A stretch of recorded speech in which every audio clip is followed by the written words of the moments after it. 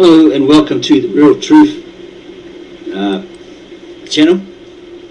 I am your host, the Couch Kumara, and today I am creating this video as I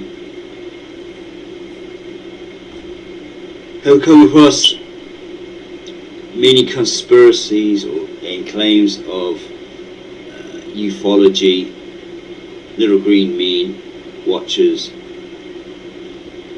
fallen angels, aka aliens, etc. Conspiracy theories, all based around or based on the supposed Book of Enoch.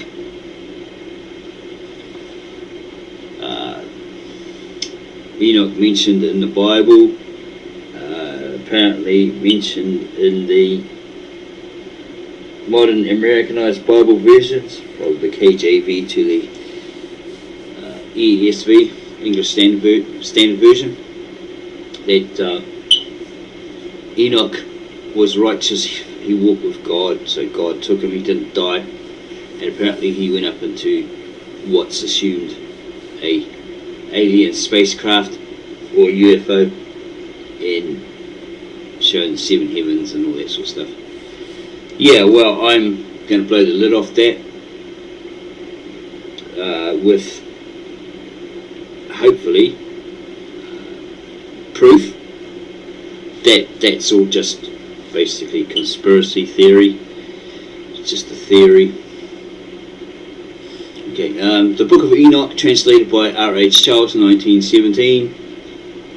The Book of Enoch, written during the 2nd century BCE, is one of the most important non-canonical apocryphal works, and probably had a huge influence on early Christian, particularly Gnostic, beliefs.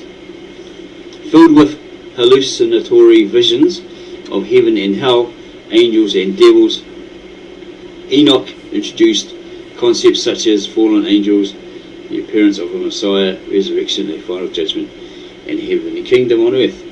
Interspersed with this material are quasi-scientific digressions on calendric systems, geography, cosmology, astronomy, and meteorology.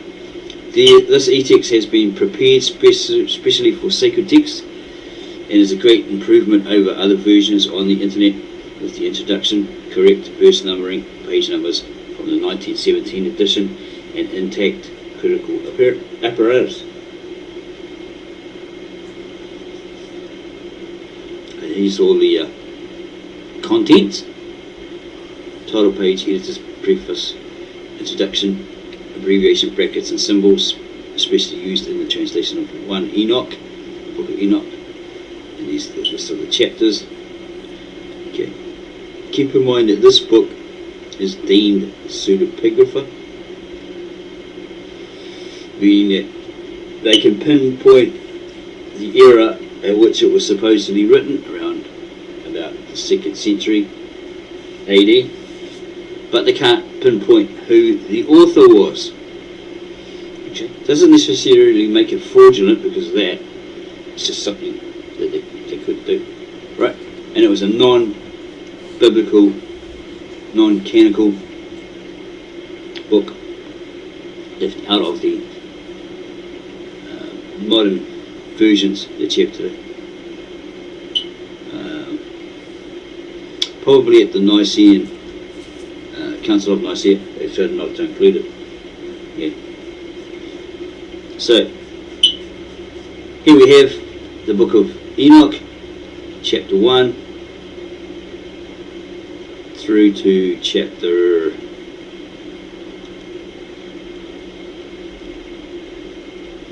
58, an appendix to the Book of Enoch. So we'll start at the very beginning of it. The title page.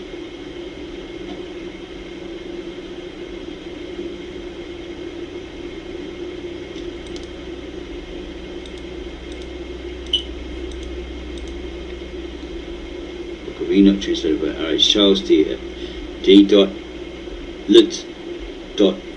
with an introduction by W.O.E. Austerley, D.D., London, Society for Promoting Christian Knowledge, 1917. Editor's Preface.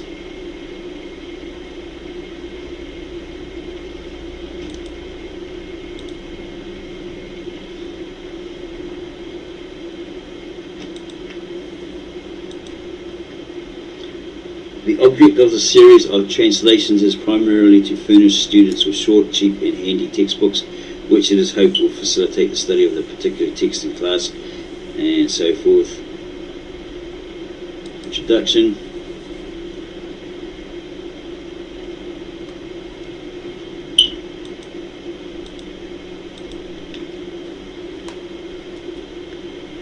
The apocalyptic literature. As the Book of Enoch is, in some respects, the most notable extant apocalyptic work outside the canonical scriptures, it will not be inappropriate to offer a few remarks here on the apocalyptic literature generally.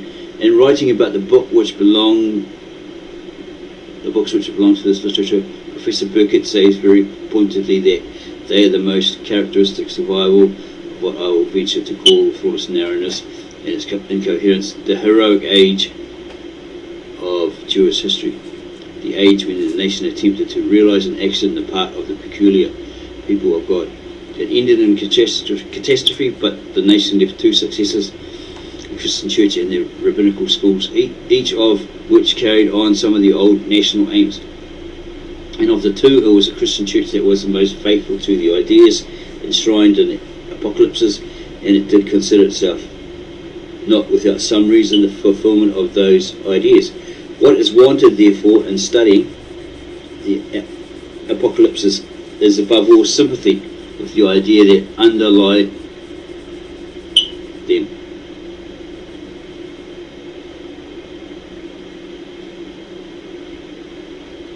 What is wanted there in studying the Apocalypses is above all sympathy with the idea that underlie them, and especially with the belief in the New Age.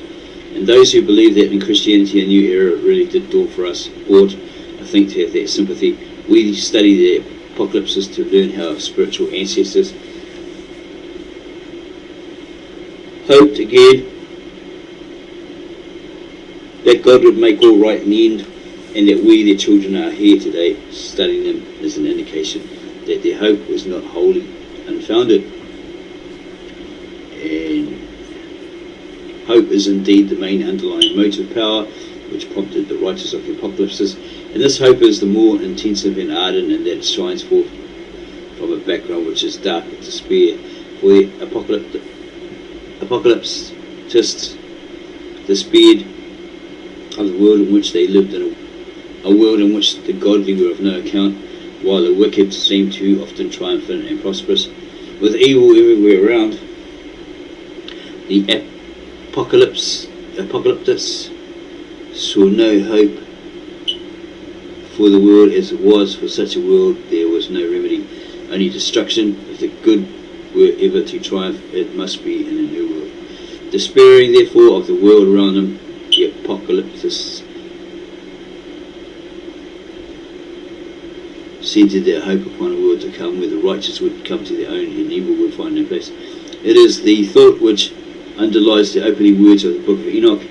The words of the blessing of Enoch, wherewith he blessed the elect and righteous who will be living in the day of tribulation, when all the wicked and godless are to be removed. Nowhere in this book is the essence of this hope more beautifully expressed than in the short magical piece in the first chapter. But with the righteous he will make peace and will protect the elect, and mercy shall be upon them. And they shall all belong to God, and they shall all be prospered, and they shall all be blessed. And he will help them all, and light shall appear unto them, and he will make peace with them. 1 Enoch 1:8. In all the books belonging to this literature which have come down to us, this hope is expressed more or less vividly, nor is a dark background wanting, with prophecies of coming wrath. It will therefore be realized that the apocalyptic literature is almost wholly concerned with the future. It is true that again and again the apocalyptist glances at the contemporary history of the world around him to which many cryptic reference is made, a fact which necessitates some knowledge of the history of this period, circa 200 BC to AD 1000, for a full understanding of the books in question. But these references are only made with a view to comforting the oppressed and afflicted, with the thought that even the most mighty. And there's plenty more information there. Don't want to spend hours and hours on it, trying to get to a point of this.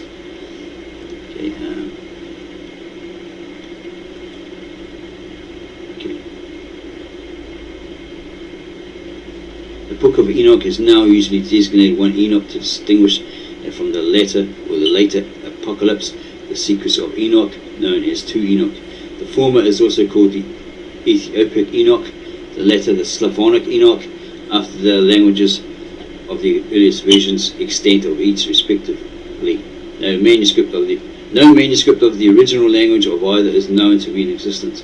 According to Canon Charles, the various elements of which our book in its present form is made up belongs to different dates. The following table will show the dates of the different parts of the book.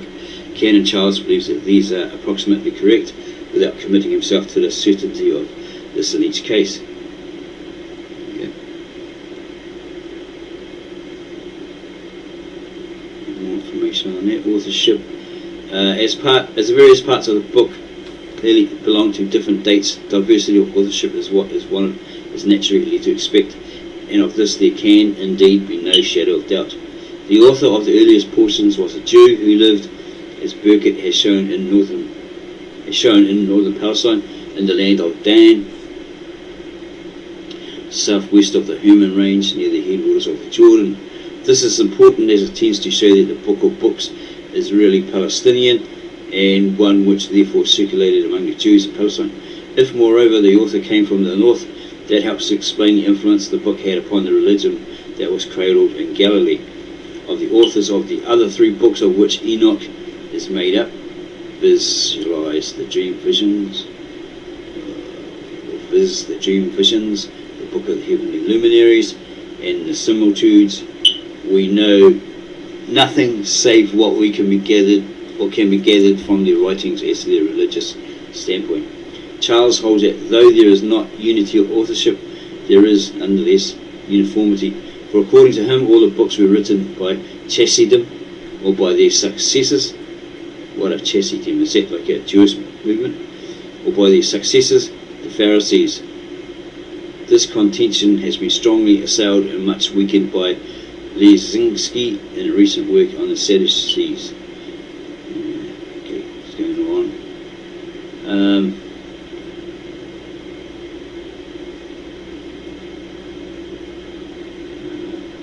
Here a significant remark of Burkitt's is worth recalling in writing about the false titles given to all the apocalyptic books. He says, there is another aspect of pseudonymous authorship to which I venture to think sufficient attention has not been given. It is this, that the names were not chosen out of mere caprice and indicated to a certain extent by subject. There's more information there. I don't really want to go deep into that and stuck in that, trying to find what he actually said. The Book of Enoch exists only in the Ethiopic version. This was translated from the Greek version, of which only a few portions are extant or exist. The Latin version, which was also made from the Greek, is not extant, with the exception of 1:9 blah blah blah. Okay. As Burkitt says, most convincing proofs that the Greek text of Enoch is a translation from a Semitic language fit equally well with a Hebrew and Aramaic original. His opinion is that Aramaic was the original language, but that a few passages do seem to suggest a Hebrew origin, yet not decisively. Okay. General contents. The reader who comes to peruse the Book of Enoch for the first time will find much that appears to him strange and unattractive. He must not, however, be repelled by this, for in due time he will come to other arts of the book which he will soon see to be of real value from many points of view. But even regarding the less attractive parts, he will find that when these are carefully studied, They contain more that is of interest than appears upon the surface. Unfortunately, the opening portion, 1 to 35, which is naturally read first, contains a good deal of the least important parts of the whole book. Some passages are repellent. It is well to remember the point already referred to, that there are at least 4 quite independent books included in the Book of Enoch, exclusive of certain Noah fragments and other pieces. The student is therefore advised to treat these as separate works and to read them as such. There is no reason to begin with the book which happens to come first, especially as the first 36 chapters do not all belong together, but in any case it will be found most useful to have some general idea of the contents of each of the different books before beginning to read them. For this purpose, a brief resume of each is given here. Book of Enoch, chapters 12 to 36. The book begins with a dream vision of Enoch. In this dream, Enoch is asked to intercede for the watchers of heaven, i.e. the angels, who had left their heavenly home to commit iniquity with the daughters of men. He writes out the petition, compare the title Enoch of the scribe, fallen angels make, and then retires to await the answer, which comes to him in a series of visions. These visions are not quite easy to follow. They are evidently incomplete and somewhat confused. In all probability, the text has suffered in transmission.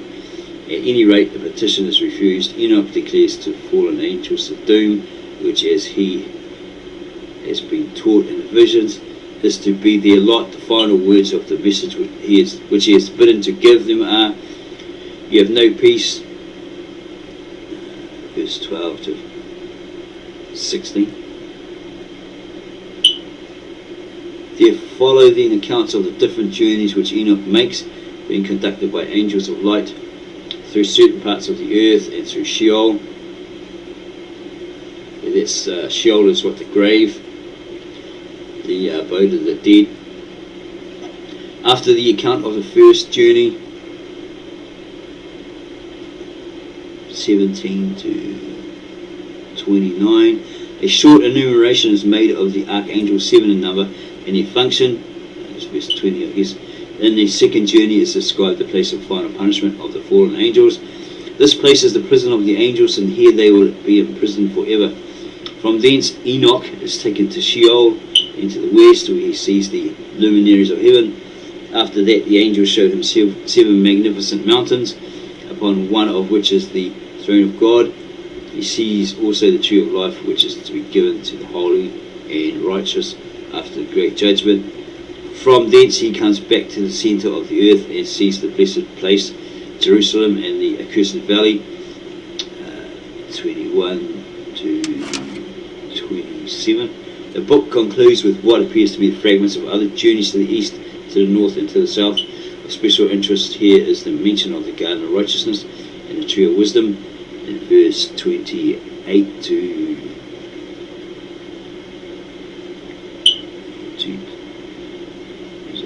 36. Much that is written in these chapters may appear pointless and uninspiring, but we must bear in mind the purpose that lies behind it all. Fallen angels were believed to have brought sin onto the earth, or the wickedness of the world. The Apocalypse traces back to the cause of sin must be wholly destroyed before righteousness can come truly to its own. Therefore, the Apocalyptist has a practical aim in view when describing in much detail the final place of punishment of the fallen angels. For here too are to come all those who by sin are the offspring of this race. No less does he delight in telling of the abode of joy prepared for the righteous, that all these descriptions were constructed out of the imagination of the Apocalyptus, based largely, no doubt, upon popular tradition, did not detract from the practical value of the people of his day. He was a preacher of righteousness who looked forward in absolute conviction to the final overthrow of sin, and all his visions have as their motive power the yearning for and belief in the triumph of righteousness over sin. One of a like mind wrote later on in a kind of preface to his book these significant words which sum up the essence of the teachings of this book. And destroy all the spirits of the reprobate and the children of the watchers, because they have wronged mankind. Destroy all wrong from the face of the earth, and let every evil work come to an end, and let the plant of righteousness and truth appear, and it shall prove a blessing, the work of righteousness. And truth shall be planted, and truth and joy forevermore.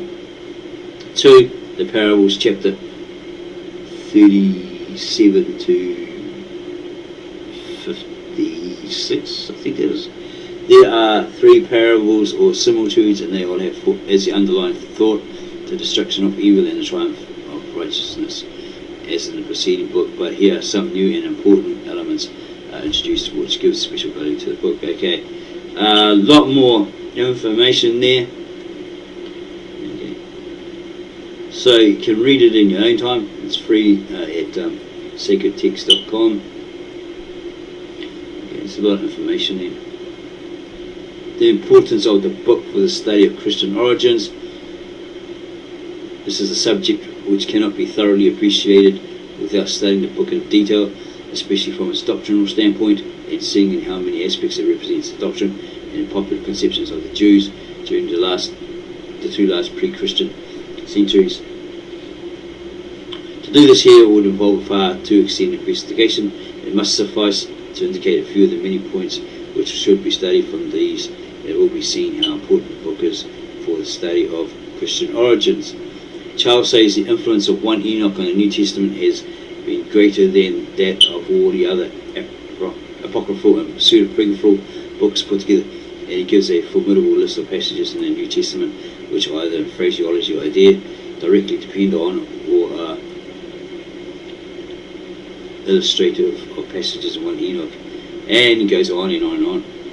And if it is when you study Matthew, Mark, Luke and John, Matthew, Mark and Luke against the background of the books of Enoch, that you see them in their true perspective. It's saying this no intention of tricking them, blah blah blah. Some footnotes.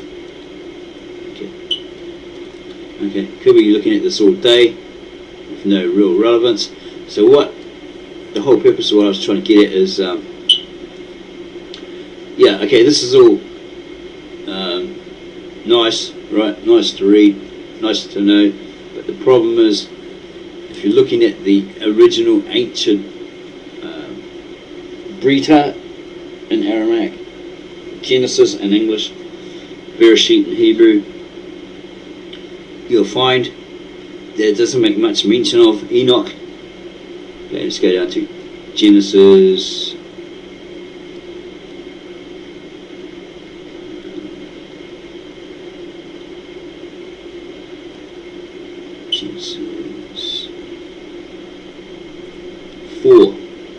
Genesis 4.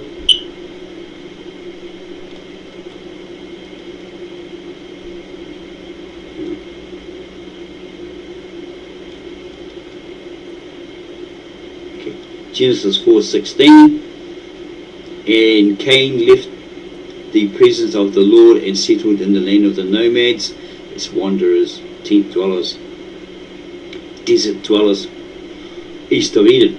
And Cain took a wife.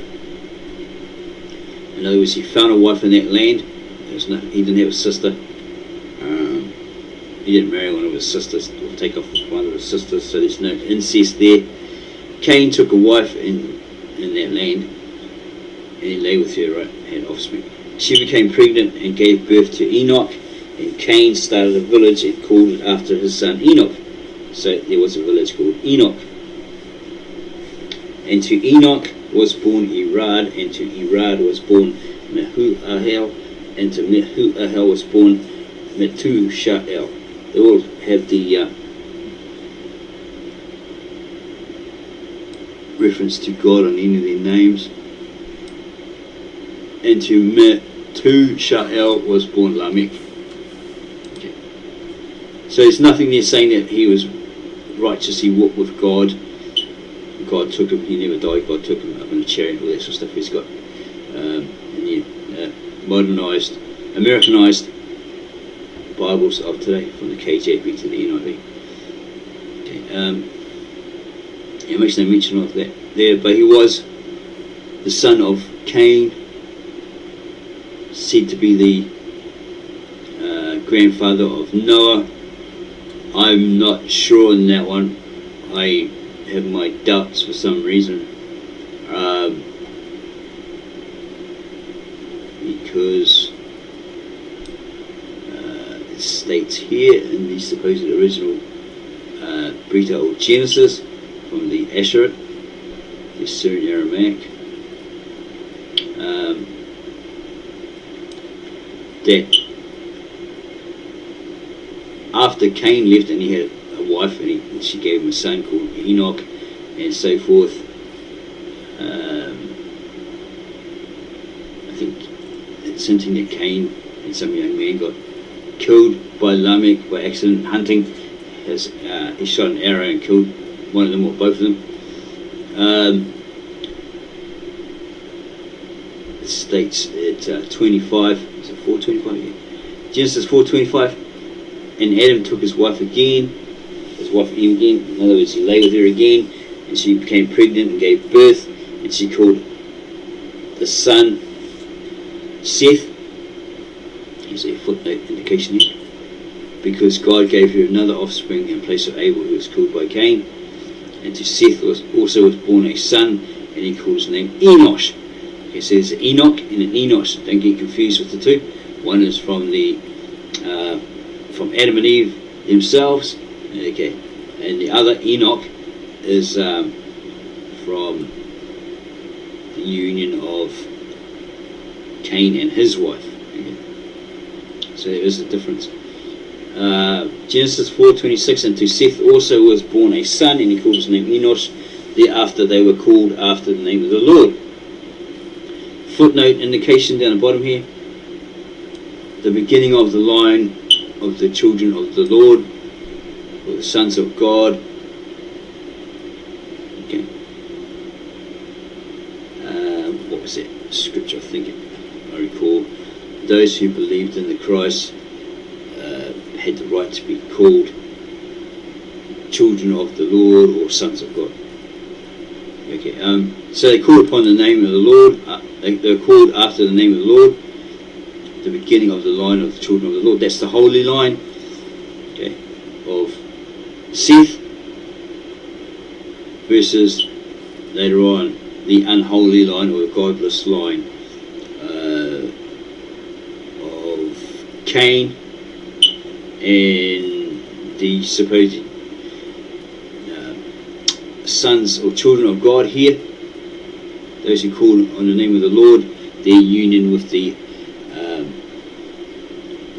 unholy line through the daughters of men who they chose. They saw they were beautiful, so they just took in and made them their wives, lay with them, had children to the right. So it's either there's a mix, they were so closely related that they were affected genetically, and they had freaks, strange creatures, hybrids, giants, etc. Okay. Yeah, so we'll have a look at that. There's 5, 8, no, it might be 6, where it makes mention of that. Just have a look.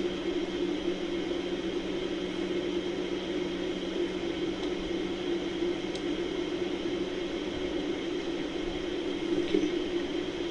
And while human beings began to multiply on the face of the earth, daughters were born to them. The sons of God saw that the daughters of men, as human beings, were beautiful, and so they picked for themselves one whomever they pleased. Okay, God's not very happy with them. Okay, he says, oh, because his flesh and his lifespan became 120 years, because they were doing horrible things. Wickedness was rampant, and they were giants in the earth in those days, in those ages, and even later, because the sons of God entered upon the daughters of men, and then there was born to them aliens who were giants of universal fame. So it's not talking about little green men or reptilians or anything like that. In the footnotes, okay, God saw that it means evil spread on the earth, and every dissipation of their hearts' excuses became worse with every age. And he decided, he sighed over the creation of Adam and the earth and blah blah blah. And he wanted to wipe them out from human beings and four-legged animals, from the crawlers to the birds of the sky, because he regretted having created them. But Noah found mercy in the eyes of the Lord. So let's have a look at the footnote. 6413, literal Aramaic idiom, strange creatures, hybrid forms, monstrously large, Neanderthals. Okay. So either they mixed with the Neanderthal beings who have no spirit of God, they just had the breath of life, animated, made them living, didn't have the Holy Spirit or the Spirit of God, whereas that divine line did. Okay. And they intermingled with these evil, unholy line, interbred with them through their daughters, and produced these freaks, giants, Neanderthals, okay, who became really, really wicked. They all turned their back on God, did their wicked things. Okay, get back up here. Okay. Yeah, evil means evil spread on the earth, and every dissipation of the heart, heart's excuses became worse with every age. So they did anything and everything that was wicked that you think of. Yeah, they were into it, they were doing it. Except for Noah and his sons and their wives. Of course, Noah's wife. So Noah found mercy in the eyes of the Lord. Okay. And in the letter of Jude, apparently 1:14. However, okay, this is supposed to be Enoch talking, referring to Enoch. Michael, then the head of the angels, who, as he spoke to the devil, argued on behalf of the body of Moses, that the devil dare not hold down his body under condemnation of blasphemy. Except Michael told him, the Lord shall rebuke you. Then those that blaspheme against what they know not, who treat the natural phenomena like dumb creatures, are then destroyed by that same fire. Woe to them that follow the path of Cain, and those that follow the deception of Balaam by accepting the recompense of the reluctant labourer, and those that went to oblivion by following the stubbornness of Korah. These are the ones who rage and rave during their feasts, who submit their souls to no one.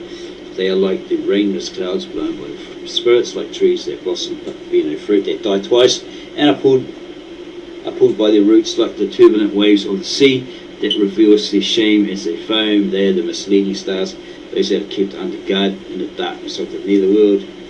Okay. However, there prophesied also against them Enoch, who was of the seventh generation from Adam, as he said, behold, there will come the Lord, the multitude of saints, to judge everyone and rebuke all the depraved for every outrageous act that they performed, and for all the foul words that they spoke, depraved sins that they are.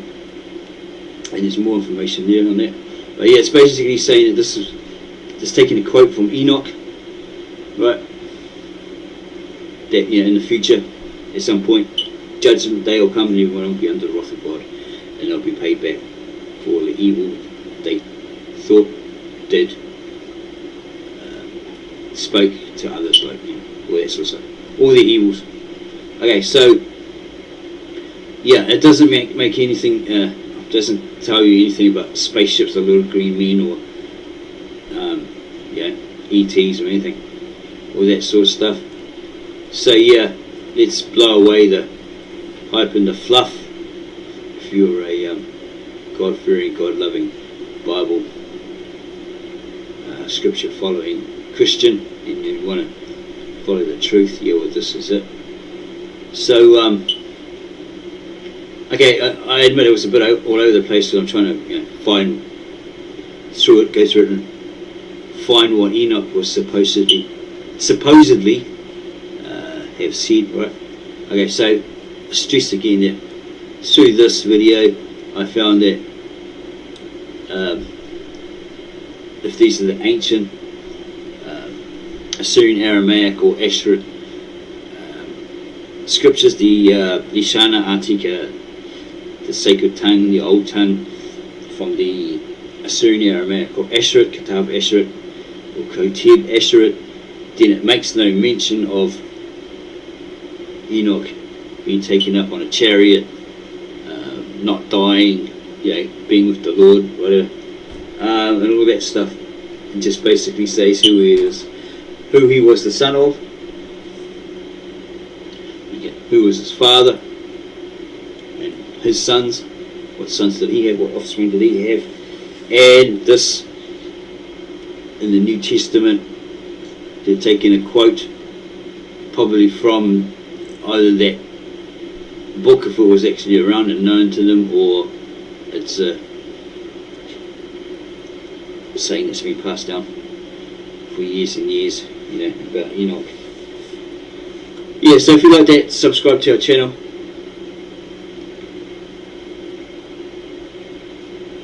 Give us a thumbs up, add your comments down below,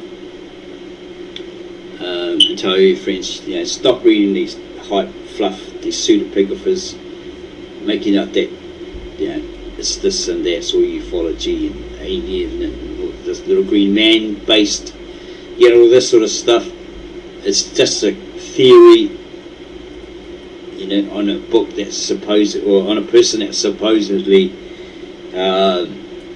existed way back in the Adamic era, the 7th generation, a descendant of Adam, etc., etc.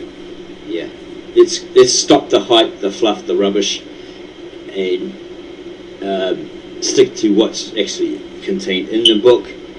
Okay, and this is what I'm doing. I'm bringing it to you to help you in your walk. Okay, so you're not blinded by all this crap, or this assumed Hollywood style stuff, like you see on the movies about watches and all this sort of stuff, aka the Transformers or something like that. Let's discard all that, put all that in the rubbish bin, and stick to the truth, heed to what's actually written. Okay, so hopefully you enjoyed that. Don't forget to subscribe to our channel, and give us a like, add your comments down below, and push that bell, tinkle that bell so you won't miss out on any of our great, extraordinary, informative insights to the real scriptures. Told us, sold us as the truth when they aren't necessarily or aren't the truth at all. Because that's what I'm about. I'm about going out there and waking up the people who, but strongly believe that this is it. That there was aliens and ETs, little green men, and watches and all that stuff, and that the Bible says that Enoch never died. He was taken up by God in a chariot, aka a UFO, to be with God, etc., etc. Okay. Hello and welcome to The Real Truth. I am your host, The Genius, and today I am going to touch on a popular, supposedly ancient book, the Book of Enoch. I'm going to try and keep it brief. Okay, basically there's a history here in regard to the Book of Enoch, possibly left out of the Christian canon because they don't regard it as canonical. The Ethiopian church, they have different ideas. It's not part of the biblical canon used by Jews, apart from Beta Israel, Ethiopian Jews, the Ethiopian Orthodox Tewahedo Church and Eritrean Orthodox Tewahedo Church consider the Book of Enoch as canonical. Other Christian groups regard it as non-canonical or non-inspired, but many accept it as having some historical or theological interest. It's also been said that Pseudipigraph, they can date the surviving copies to a certain date, but they can't verify who is the author. So there's a lot of history there on Wikipedia. Go have a look at it. The Book of Enoch. There's so much there to read. Different opinions, praise for it, and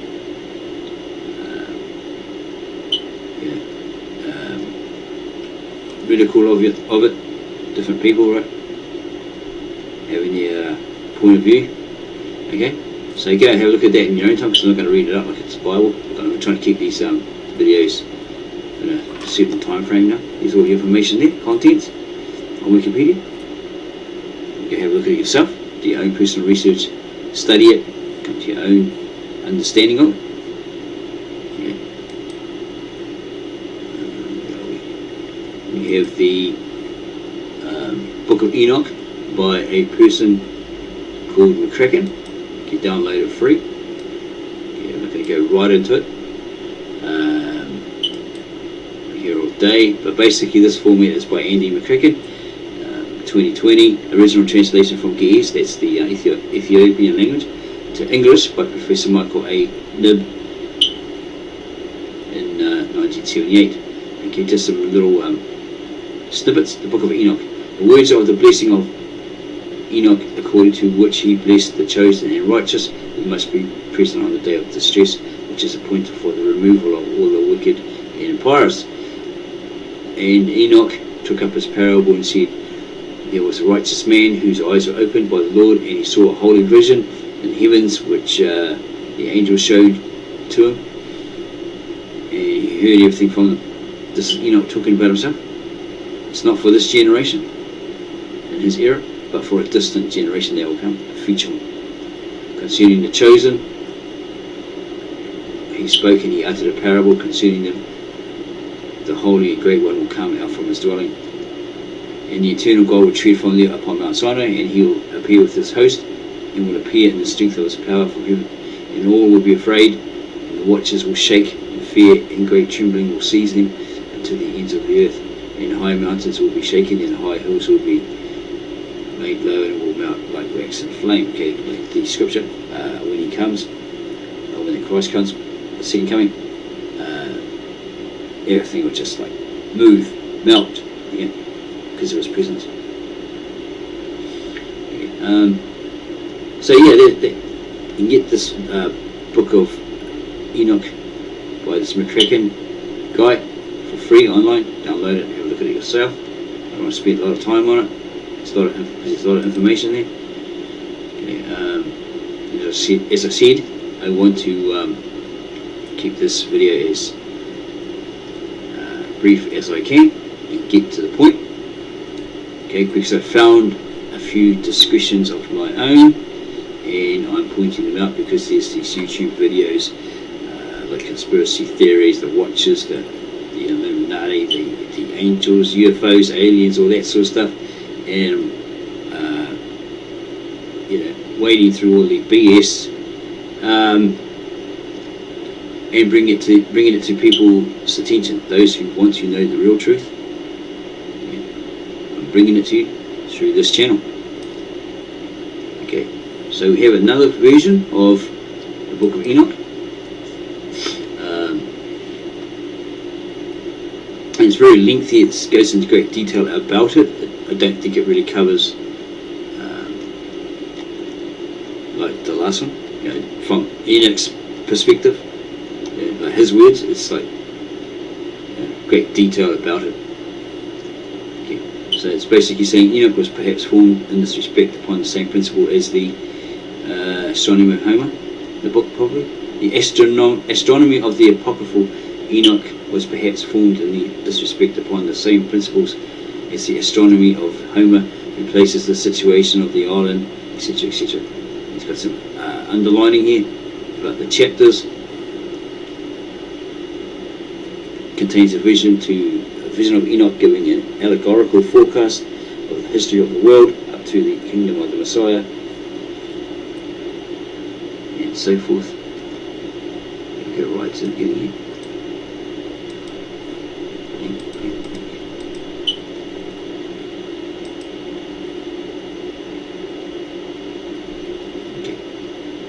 yeah, as I said, you can get it free online. Just put in your search engine the Book of Enoch, and it should come up with some free PDFs. You can download it and have a look at it yourself. Examine it yourself. Here it is here. Enoch, Book of English, the Book of Enoch, the Prophet, an Ethiopic manuscript in the Bodleian Library by the late Richard Lawrence LL.D., Archbishop of Cashel. The text, now corrected from its latest notes with an introduction by the author of The Evolution of Christianity. Author remains anonymous in his work, published in London 1883. Printed by these people, 1883.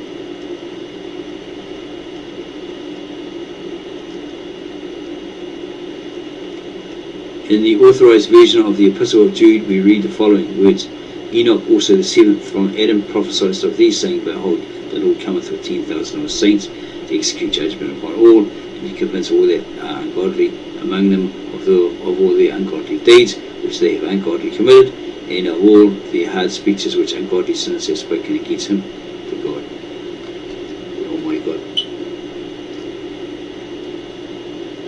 Modern research sees in the Epistle of Jude a work of the 2nd century, but as Orthodox theologians accept its contents as the inspired utterance of an apostle, let us diligently search the Hebrew Scriptures for this important forecast of the second advent of the Messiah. In vain we turn over the pages of the sacred canon. Not even in the Apocrypha can we trace one line from the pen of the marvelous being to whom uninterrupted immortality is assigned by apostolic interpretation of Genesis verse 24 and so forth. A lot of information there. As I said, go and Google it, download it, read it for yourself, come to your own understanding of it. Because I'm basically trying to keep this short. As I said, I'm going to highlight, get to the point of the point that I'm trying to get across. Okay, it's quite a lengthy book. But yeah, it's basically an explanation of it all. It's like it's not full on Enoch's words written as the prion. Okay, so what I'm going to do, let's look at the supposed original Old Testament Brita in the Aramaic, Bereshit in the Hebrew, or Genesis in English. Supposedly this Old Testament was compiled in Ur-Hai by scribes in and around 800 BCE. Victor N. Alexander, the Aramaic-speaking Mesopotamian-born Aramaic-speaking translator filmmaker, translated into English. He wanted to keep it as accurate as true to the original scriptures as he could, and put it in English, the nearest English that he could, without the bias to prejudice, adding his own flavour, twist, and so forth. Okay, so it speaks of the line of Adam. Okay, this is a scripture of Adam's birth.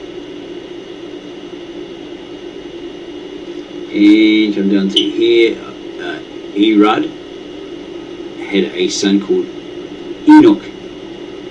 Okay. You have the claim that you have this claim.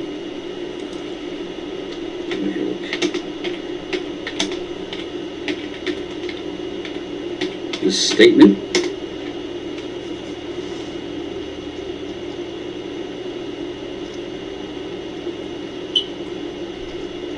Why did God take Enoch and Elijah to heaven without them dying? Enoch in the Bible was a man who walked with God, and so forth. People's perspective, idea, understanding of it, the conclusion. Okay,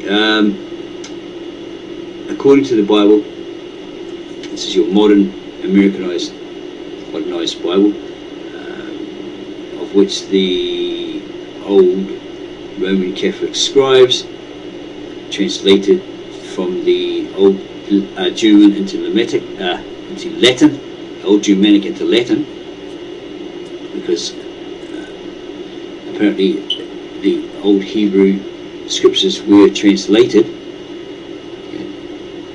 The originals were translated into Old Germanic, and then these scribes like Wycliffe, Luther, Tyndale, etc., translated it into Old Latin, and then it was translated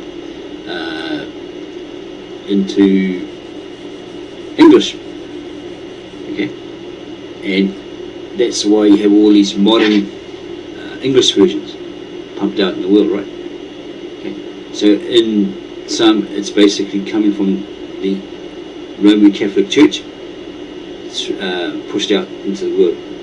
The different versions, all those different versions, pushed out into the world by the American Bible Society along with their lies. Go look at the video that I did on this. Okay, it's on YouTube, and he explains in great detail that that's where all the Bibles are coming from. Okay, all your modern versions are coming from. Okay, on the left, he shows all these Bibles are coming from the Roman Catholic Church, all translated by the Roman Catholics, monks, Luther, Tyndale, Wycliffe, etc., etc. Right? And on the right is an empty column. There's no King James. Right? There's no Textus Receptus. What happened to it? Right? Okay. Well, they couldn't corrupt the KJV in 1611 because King James was very strict, tight. Right? He wouldn't allow these Catholics to sit on the panel because he knew even the people indicate in the dedication to the Prince or King James at the time. Thank you for keeping them out. Because he knew they could have got in there and corrupted it, right? He didn't want them to have a part in it. So the King James Version was great, right? It's a good reference, a good Bible to go from. Trouble with it though is it's Shakespearean. It's in Shakespearean language. Thee, thou, thou, thou. You know, who speaks Shakespearean these days? Right, fluently. Yeah, that's the only problem I have with it. But yeah, it wasn't corrupted by the Roman Catholic Church until the 2000, like that, when they came up with the new King James Version. Supposedly that's been corrupted. Yeah, go and have a look at what's his name, Stephen Anderson and Michael Hoffman. They talk exclusively on these different Bibles, these new King James Versions, these new NIVs, new English Standard Version, all that. They're actually corruptions. They've added to or they've taken away. For example, there's a scripture that says there will come a time for a new day. They've taken it out and they've put there will come a time for a new world order or something like that, and they've left out 16 passages apparently in the Bible. All this sort of conspiracy stuff. Yeah. So yeah, basically all asking why did God take Enoch? He didn't die. God took him. All this sort of stuff. Then you got conspiracy theories saying he's up in a spaceship and he saw the heavens and all that sort of stuff. And he saw aliens and whatever. You know, whatever people are saying out there on YouTube, whatever. Okay. So I'm going to clear that up. Keep this in mind. These statements. These claims. Enoch was a loyal follower of God. He told the truth despite opposition and ridicule. He enjoyed close fellowship with God. He walked in faith that God took him. And Enoch walked with God as he was not, for God took him. Literal Standard Version. And Enoch habitually walks with God and he was not, for God has taken him. And Enoch walked with God and he was no more, for God took him. Another one. Okay, there's all the different versions. According to those in the Christian faith.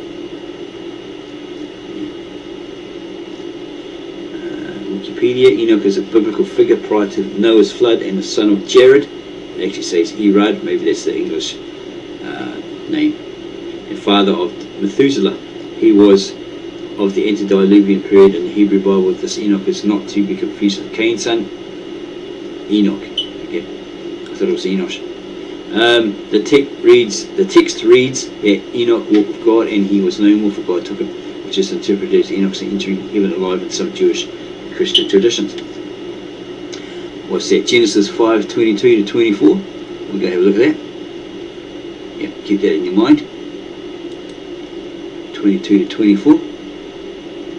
Because this is what I found. In Enoch, yeah, go back up here.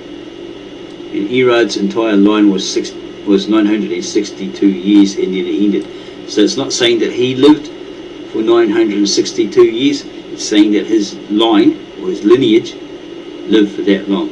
Okay? So he has a son. The oldest son becomes the heir, H-E-I-R. Right? This is birthright. He becomes the leader of those descendants until he has a son who then comes of age, right? And he's on his deathbed, and then he takes over. So his lineage lasts for so long, right? And then he has a son, and he's on his deathbed, and it just goes on like that. Yeah. So in Erod's, so they had Jared. It's actually Erod in the original. And Erod's entire line was 962 years, and then it ended. In Enoch lived 65 years, and to him was born Methuselah. There's a footnote indication there. 521 Aramaic name Matushlaka. Matushlak. I'm not good at reading Aramaic. I'm not fluent in it. Just give it a good guess at it. Okay, and Enoch praised God for his duty, for which God had consecrated him. Yeah, consecrated him. So he's basically doing what he was created to do, right? And he was righteous and found favour in God. But it doesn't say there, if this is the original, it doesn't say there that God took him. He just made him holy, blessed him and made him holy because he was righteous. Okay. But it doesn't say here that he died. No indication that he's died, that he ever died. Okay. But the whole thing is, what I'm pointing at is that it doesn't say that God took him, as all these modern Americanized versions claim. Okay? Where did that go? Okay, get rid of them.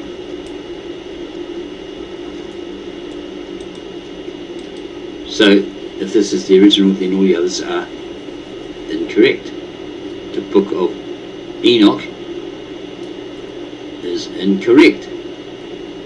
Okay, it's deemed also pseudipigraph, like they can date it, right, to near when it was created, but they can't verify who the actual author was, the original author was. Okay. So yeah, I'm revealing what the supposed original Brita or Genesis text or scriptures actually says, the book actually says. Right? It doesn't say he was taken up by God and lived forever, right? Or went in a spaceship or anything like that. Okay, so it's those those modern versions are a fabrication, aren't they? Right? They're an error. In this book of Enoch, yeah, it's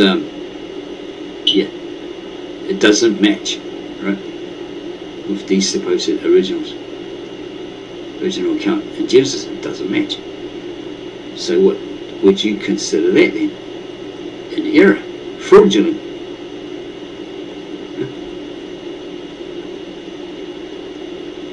Okay, but it does hint at certain passages, right? Okay, like while the human beings began to multiply on the face of the earth, daughters were born to them. Because if you go right back to Genesis, what was it? Can we go right back and look at this? Okay, I'm pretty sure I covered this before. I think it was Seth, his descendants started calling on the name of God. Okay. And to Seth, Adam took his wife Eve again, and she became pregnant and gave birth, and she called his name Seth. because God gave her another offspring to replace, in place of Abel, who was killed by Cain. And to Seth also was born a son, and he called his name Enosh. Thereafter they were called after the name of the Lord. Okay. Down here, 4:26 in the footnote, the beginning of the line of the children of the Lord. So that's that holy line, as I mentioned in the previous video. And then later on, they see that the daughters of men, the unholy line, were beautiful. Right. Here we are here, the children of God, the sons of God, saw that the daughters of men were beautiful, and they picked for them woman whomever they pleased. And the Lord said, my spirit does not reside in a human being forever, because he is flesh, and his lifespan became 120 years. And they were giants in the earth in those ages, and even later, because the sons of God, children of God, their holy line, entered upon the daughters of men, and there was born to them aliens who were giants of universal fame. And the Lord saw that men's evil spread on the earth, and every dissipation of their hearts. Excuses became worse with every age. Okay, so you think, oh yeah, there's proof of aliens, but in the footnote, it's not talking about little green men and spaceships.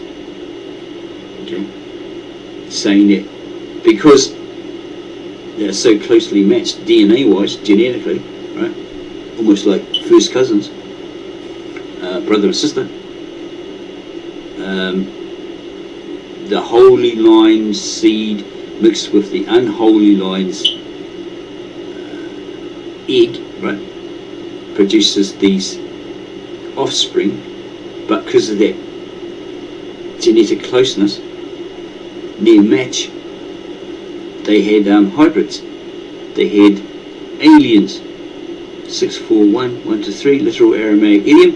That's the way they express themselves, the way they put their thought across. Strange creatures, hybrid forms, monstrously large. Neanderthals. Strange creatures. Freaks. Giants. Yeah? Monstrously large. Huge. Probably stocky as, Neanderthal man, could have Neanderthal man. Bulky. Strong, Yes, that's what I was talking about. Yeah? Not these fallen angels coming with their genitalia and taking all the human woman and breeding with them. No, that rubbish. Right? If this is the original Genesis, from the original sacred tongue, translated into English, compiled, part of a compilation of in Ur-Hai by scribes in around 800 BCE, then that's all bogus. It's all about Neanderthal man. Yeah? Mixing, human beings mixing with these Neanderthal men, interbreeding with them. Okay. Yeah, if you look at those two books of Enoch that I showed you, it describes in great detail, right? Like this. Okay, it has the same chapter references, right? And gives an explanation of what went down and what was the result. Okay, these people,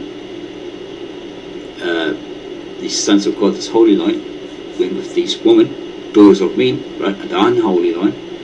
They didn't marry them or anything like that. They were just being promiscuous. They just laid with them whoever they wanted and had the offspring. These bastards, these children born out of wedlock. And because of that close genetic tie, they had monstrously large hybrid forms, or Neanderthals, strange creatures. Okay, meaning they were like 6 foot tall, 10 feet tall, yeah, that sort of thing. Yeah, nothing to do with little green men or ETs. Yeah.